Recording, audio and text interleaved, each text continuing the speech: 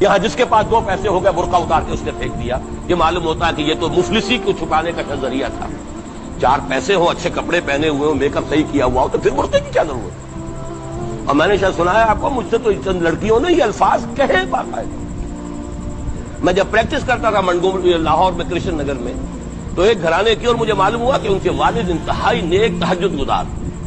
کئی لڑکیاں تھی بہنیں، ایک ہی تقریباً عمر 200 سے 1.5 سال کی.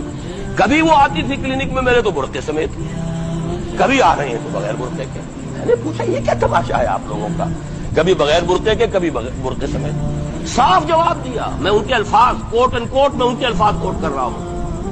ڈاکٹر صاحب جب ہمیں کوئی میک اپ کرنے کا، کپڑے بدلنے کا موقع نہیں ملتا تو ہم برقع پہن لیتے، اور جب ہمیں موقع ملتا پھر ہم برقع پہن لیتے. تو گویا کہ اس کو چھپانے کا ذریعہ برقع ہے کہ کپڑے میلے ہیں، میک اپ نہیں کیا تو لہذا برقع پہن لیا. یہ ہے حال پاکستان میں اسلام کا جو ہم نے بنایا ہے. تو میرے ساتھ میرا رب ہے، وہ راستہ دے گا. بتائیے کہاں راستہ نظر آ رہا ہے؟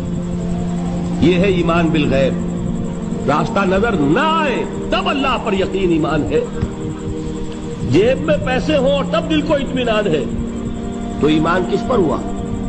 پیسے پر، اللہ پر نہیں. جب وسائل و ذرائع نہ ہو اور پھر یقین ہو کہ اللہ مسبب الاسباب ہے، وہ اسباب کا پابند نہیں ہے، وہ اسباب کا محتاج نہیں ہے، اسباب اس کے محتاج ہیں.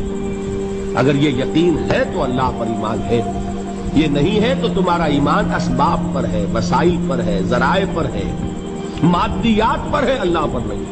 جہاں کہیں بھی تم ہوتے